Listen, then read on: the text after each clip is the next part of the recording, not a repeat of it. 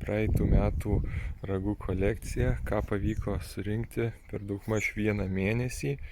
Labiausiai džiugina tai aišku šitie trofėjiniai ir tų pačių metų šviežaus metimo buvo ir pora priklausanti vienam elniokui, o visa kita tai tokie jau pasenę, kurių šiais metais, tai jei ir būčiau radęs, tai va tokių visokių lūžusių, ar čia dar kažkokių senų jau senai gulėtų, ar stirnino, va tokių tai jau net nerenku, randu ir palieku, neįdomu, nebent, toks irgi nulūžęs, irgi neįdomu, viskas jau palikčiau, nebent senas, ne šviežaus metimo, bet tikrai visas nenulaužytas, gražus ten, čia biški nulūžę, tai, tokį dar paimčiau.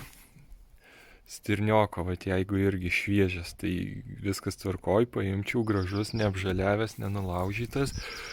O įdomiausia tai tokie. Tik kad šiemet tai nieko nepavyko rasti, šiemet tuščiom.